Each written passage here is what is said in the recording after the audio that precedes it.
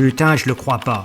Je suis déjà réveillé et tout à l'heure, je vais devoir me taper plus de 500 bandes dans la matinée pour rejoindre mes potes. Un vrai môme la veille d'ouvrir ses cadeaux de Noël. Ah, je suis tout excité. Ça y est, je suis en route. Rendez-vous à 500 km d'ici, à Tanlay, dans l'Yonne. Ah, il fait bon rouler ce matin. Je vais retrouver Eric, qui arrivera de Chartres, Didier, lui, de Bourges, et enfin Olivier, de Verneuil-sur-Seine. Le rendez-vous est situé à l'entrée de Tanlay, au bord du canal. Finalement, j'arrive le premier avec 1 heure d'avance, et Didier me suit de près. Et c'est au tour d'Eric et Olivier qui ont fait un bout de route ensemble. Notre petit groupe étant au complet, et puisqu'il est l'heure, nous déjeunons sur place.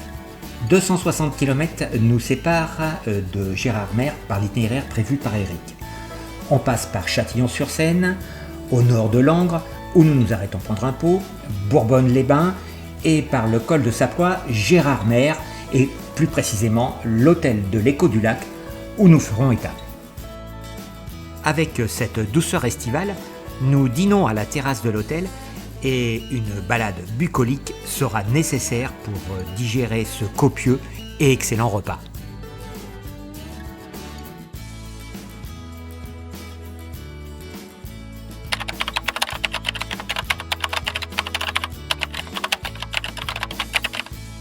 La journée s'annonce radieuse. Nous commençons par traverser Gérardmer, puis direction le col de la Schulde, la route des Crêtes et le Markstein.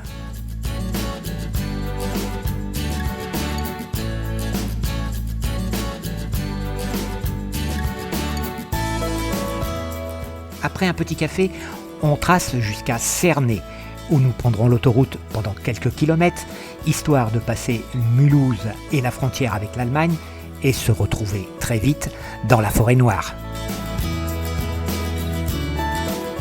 À peine la frontière franchie, nous nous retrouvons dans un écrin de verdure. La météo est bien plus clémente que lors de notre passage en 2018 et nous pouvons nous arrêter déjeuner en extérieur. Pour rejoindre notre destination Überlingen, au bord du lac de Constance, Eric, qui a réalisé tous les road trips, a sélectionné des routes que nous n'avions pas encore prises, tout en évitant de faire trop de détours. Après s'être arrêté se désaltérer, on redescend sur Engen pour longer le lac de Constance jusqu'à Überlingen, où se situe notre hôtel. Après avoir stationné les motos et s'être installé, on part se balader au bord du lac. On se croirait presque au bord du lac de Caume. L'ambiance est très Dolce Vita. Et du coup, une petite tournée de spritz s'impose. Le temps passe, tranquille, et nous nous restaurons sur place, tout en dissertant sur l'étape du jour, assez roulante et qui faisait 311 km. Bon, ce n'était pas le repas du siècle, mais on a quand même passé une excellente soirée. Réveillé de bonne heure, je descends au lac tout proche pour profiter de la quiétude matinale avant le petit déjeuner. Notre étape du jour, Überlingen à Lermoos en Autriche, est relativement courte, puisqu'elle ne fait que 235 km. Nous avons en projet, une fois installés à l'hôtel, d'aller visiter le château de Rothe et d'emprunter sa célèbre passerelle perchée à 110 mètres de hauteur.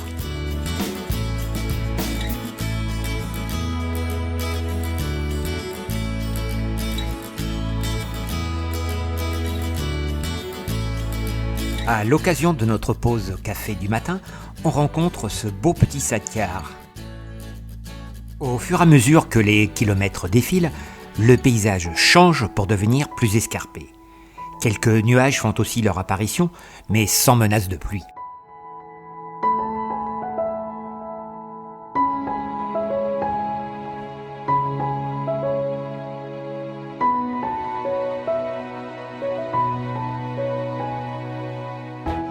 Nous quittons l'Allemagne pour l'Autriche. Quel bonheur d'emprunter ces routes avec ces paysages somptueux. Pour rappel, la vitesse est limitée à 100 km/h sur ces routes autrichiennes et on peut tracer sans constamment surveiller son compteur et scruter les buissons pour vérifier que les forces de l'ordre ne s'y cachent pas. On s'arrête après Choperno, dans un kiosque, une sorte de buvette qui fait aussi de la restauration rapide.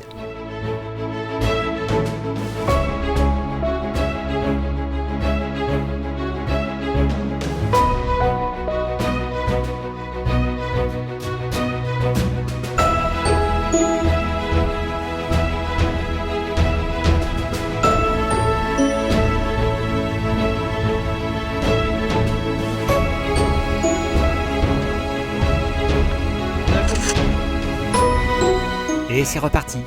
Il ne reste que 80 km pour rejoindre notre hôtel à Lermoz, qui se situe à seulement une vingtaine de kilomètres de Garmisch, et donc du site des BMW Motorrad Days.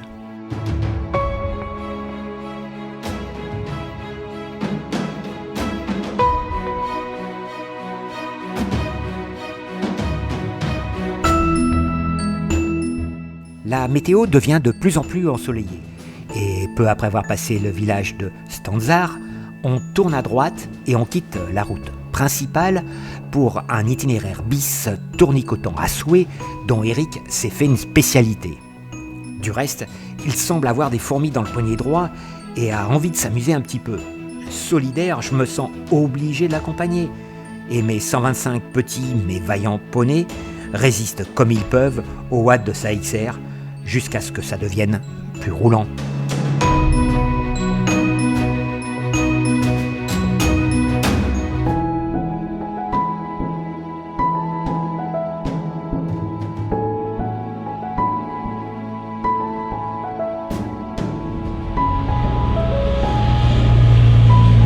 On se regroupe et nous arrivons peu de temps après à notre hôtel où nous posons juste nos affaires pour repartir aussitôt au château fort d'Ehrenberg, situé au sud de Retheux et à une vingtaine de kilomètres de Lermoz. Entre ce château fort et la forteresse Claudia a été construit un pont suspendu, le Highline 179, qui est le plus long pont suspendu du monde pour piétons, avec ses 406 mètres de long et perché à 113 mètres du sol. Si vous êtes dans le coin, pro-chevalier, vaillants damoiselles et damoiseaux, voici un défi de taille qui vous garantira une vue imprenable. Il est temps de rentrer à Lermoz où nous passerons la soirée et demain ce sera Garmisch et les BMW Motorrad Days. Blouson, jean, casque, gants dans les sacoches, on arbore nos polos estampillés Garmisch, réalisés pour l'occasion. Mais au fait, je ne t'ai pas dit à quoi correspondait Rode. C'est tout simplement l'initiale de nos prénoms. Allez, place à la visite des différents stands où se côtoient les anciennes et les dernières nouveautés. BMW Motorrad Days à Garmisch-Partenkirchen, c'est la mecque des addicts de la marque. Les accessoiristes spécialisés, Touratech, Vanderlich, les préparateurs, Martin & Co, pour ne citer que, sont tous là et présentent sur de vastes stands leur savoir-faire. Au BMW Motorrad Days, on se désaltère, on mange, on profite aussi d'attractions. Bref, pour tout BMiste qui se respecte, il faut avoir été au moins une fois dans sa vie de motard à Garmisch.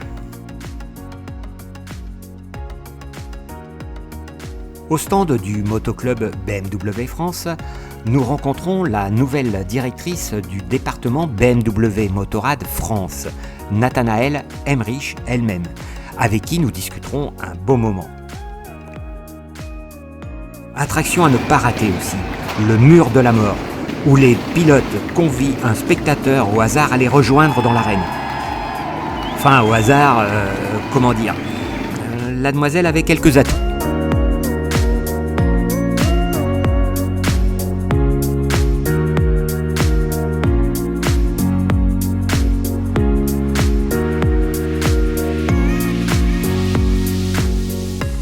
On s'en est mis plein les mirettes. Le temps est passé très vite et il faut penser à rentrer. D'autant plus que la météo annonce de la pluie pour ce soir. Donc si on peut éviter... il était temps qu'on arrive à l'hôtel. Nous avons été chanceux sur ce coup-là. Pour se remettre de ses émotions, petite balnéo et petit spritz. Hein ? Pourquoi petit ? Comme souvent en montagne, le temps change vite. ce qui nous laisse espérer pour demain une météo clémente. D'autant plus que nous avons entre autres au programme le Biker Point et le Grossglockner. C'est ce que je te propose de partager avec toi dans le prochain épisode. Tu pourras aussi faire avec nous le col du Stelvio, admirer les paysages suisses jusqu'au lac italien et visiter à Mandello del Lario le musée de l'usine Moto Guzzi. Si tu as aimé cette vidéo, tu connais, un petit pouce levé, ça fait toujours plaisir. Et abonne-toi à la chaîne pour ne pas rater la suite de nos aventures. À bientôt les amis.